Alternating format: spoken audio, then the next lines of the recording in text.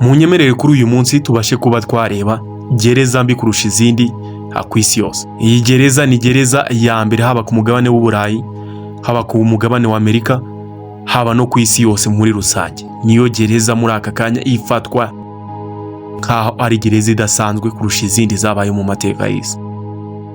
Iyi gereza ntago yubahiriza itegeko na rimwe rihabwa imfungo. Bivuze ko abafungirwamo bafatwa nk'atari ikiremwa muntu. Iyi gereza kandi niyo ya mbere irindwa n'inzego za gisirikare. Izindi gereza tumenyereye mu mateka y'isi zirindwa n'abamari twita abasoroviya cyangwa se abandi twita abacunga gereza. Iyi yo irindwa n'abasirikare, bivuze ko hafungirwamo imfungwa zidasanzwe. Muri aka kanya mubashe kuba mwanyemerera tubashe kuba twareba iyi gereza ni gatiki, igereza nimeze gute. Iyi gereza muri aka kanya abenshi bari gutekereza ko ari gereza ya Guantanamo. Oya, Guantanamo abenshi batekereza ko ariyo gereza mbi ya mbere ku isi yose, ko imfungwa arizo zifatwa nabi. Oya, ahubwo gereza ya mbere ku isi mbi cyane iherereye mu gihugu cy'Uburusiya. Iyi gereza bakayita Black Dolphin Prison, iherereye mu gace ka Orenburg Oblast mu gihugu cy'Uburusiya. Aka gace rero ka Orenburg Oblast gahana imbibi n'igihugu cya Kazakhstan. Iyi gereza niyo gereza ya mbere ifite umutekano uhambaye ku isi. Guhera muri 2000 yakwemererwa gufungirwamo imfungwa zabashe kuba zakora ibyaha bidasanzwe, za zindi zakoze ibyaha bitazigira byibagirana no ku isi. Nizo mfungwa zakatiwe burundu bw'umwihariko, za zindi zigomba kumara ubuzima bwazo muri gereza. Ibaze guhera muri 2000 hafungirwamo abo bantu saga magana bakoze ibintu bidasanzwe, nta numwe wigeze utekereza kuyitoroka ngagerageze kuba yatoroka igereza ya Black Dolphin Prison. Ibaze nawe hafungirwamo abantu bakoze ibyaha bidasanzwe, babandi badafite ikintu cyo kwicuza, babandi badafite ikintu cyo guhomba. Ibaze nabo bakatiwe burundu by'umwihariko. Gusa guhera hashize imyaka igera kuri 24 nta numwe wari washobora kuba yatoroka igereza. Ubuzima babayemo bumeze nk'aho abakorerwa iyicarubozo. Iyi gereza nta numwe wigeze ugerageza kuyicika. Iyi gereza bayita Black Dolphin Prison, ikaba ifungiwemo kuri uyu munota imfungwa zakoze ibyaha bidasanzwe zisaga 700. Harimo abicanyi bakomeye, ibyihebe bigiye bitandukanye, bya byihebe bifitanye isano na Osama bin Laden, inyeshyamba ndetse n'izindi. Nanone iyi gereza ifungiyemo icyo twakwita serial killers, babandi babicanyi bahora n'inyotsa yo kwica, babandi kwica bihora mu maraso, babandi muhura nta n'ikintu bakoreye utabatutse, nta kintu kibi ubakoreye bagahita bakwica, nibo bita ba serial killer, nibo baba mwiyo gereza. Nanone abandi barenza abicanyi cyangwa serial killers bafungiye mwiyo gereza babita cannibals mu rurimi rw'amahanga. Ababo ni babandi barya abandi bantu, n'abantu barya abandi bantu bakarya inyama y'abantu. Areka mbashe kuba nabatembereza mwigereza, nanone mbashe kuba nabereka uko izi mfungwa zibayeho zifungiwe mwigereza, dore ko mucyumva habamo abandi bantu barya abandi bantu cyangwa se aba serial killers, muhita mumenya ko igereza idasanzwe kandi aba bafungiwemo izi mfungwa ko zidafatwa nk'ikiremwa muntu. Izi mfungwa zifungirwa mwigereza zifungirwa muri kasho ifite inzugi cyangwa se imiryango 3.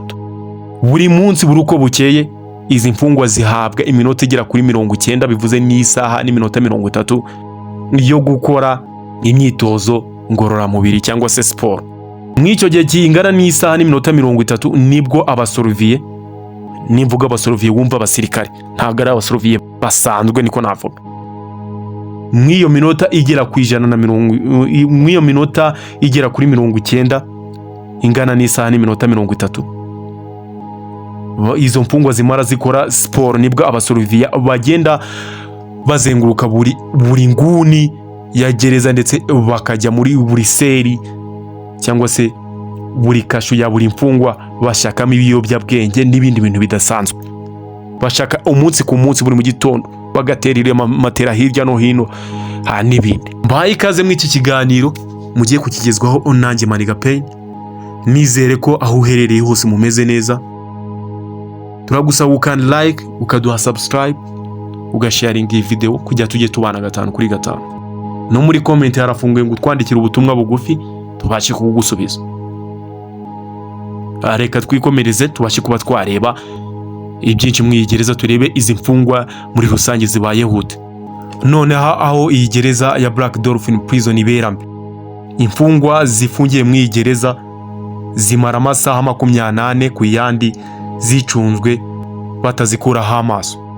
Iyo ya saha n'iminota 30 zihabwa yo gukora imyitozo ngororamubiri cyangwa se siporo, zihatirizwa guhagarara amasaha agera kuri 16 batemerewe kuruhuka cyangwa se kwicara kugeza amasaha yo kongera gusubira muri seri zabo zo kuryama ageze.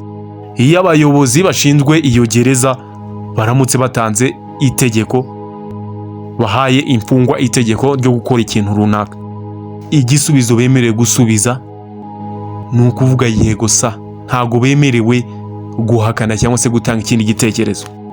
Iyo bigerageje kuvuguruza amategeko ya gereza cyangwa se abayobozi bashinzwe iyo gereza, igihano uhabwa nta kintu guhituraswa ukicwa.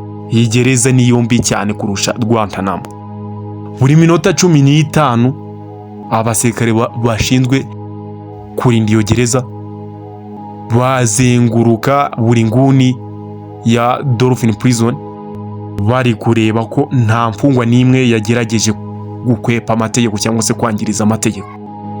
Iyi gereza noneho aho ibera mbi, iyo bageze mu gihe cyo kuri bagaburirwa isosi yonyine cyangwa se icyo twakwita isupu. Urumvaho ni ibintu bikakaye cyane. Izo mfungwa zifungiye muri Black Dolphin prison, ibiryo nta bindi ni ukunywa isupu. Bazigaburira isupu inshuro 4 ku munsi. Nanone kujya bazihereza ibiryo cyangwa se isupu ni ugucisha mu kadirisha kaba kari kuri buri seri. Zimara amasaha yose, amasaha menshi zihese umugongo, ntabwo ziba zemerewe kureba abayobozi cyangwa se bacunga gereza mu maso. Aho bamara amasaha yose cyangwa ubuzima bwabo bwose muri gereza, imfungwa itazi ingenzi yayo. Iyo bahagaze no guhita umugongo, ntabwo baba bemerewe kureba ku sura ya buri muntu uwo ari we wese.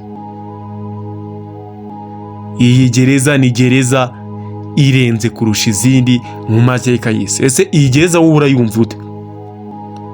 Iyi gereza nta na rimwe imfungwa yari yagerageza gutoroka iyi gereza, dore ko bafatwa nk'atari ikiremwa muntu, bagakubitwa umunsi ku munsi. Ugerageje gusuzugura abayobozi bashinzwe kuyobora iyi gereza, nta kindi akora gusibye kwicwa. Ese wowe urabibona ute? Ibaze ko kuva yatangira nta numwe wari wagerageza kuyitoroka. Iyi gereza ni gereza navuga ko ihambaye mu mateka y'isi, niyo gereza irenze kurusha Rwanda muri aka kanya mutekereza ko ari irenze ku isi. Iyi gereza mbibutse ko ifungiwemo abasiriyo kira, babandi bahora n'inyotse yo kwica, babandi kwica bihorana mu maraso. Iyo muhuye umenya ko kubayeho, habe niyo waba utavuze n'ijambo ribi cyangwa se utabagiriye nabi, bahita bakwica. Babandi barya abandi bantu ni abantu bafungiye mu gereza badasanzwe. Ntabwo twabita ko ari abantu, twabita ko ari inyamaswa. Niyo mpamvu iyi gereza nta tegeko na rimwe riyiranga. Ugerageje gutoroka bahita bakurasa ni mu minota mike, wasuzugura nabwo bakakurasa. Nizere ko iki kiganiro cyagushimishije. Nk'ibisanzwe ya Maniga Pain, kwicano ya Maniga Pain tubagezaho ibiganiro bigiye bitandukanye. Nizere ko urabasha kuba wakora subscribe, ukatwandikira muri comment, ndetse ntiwibagirwe like. Nakubwira ati ciao ciao, Imana ibarinde. tuzabonane mu kindi kiganiro.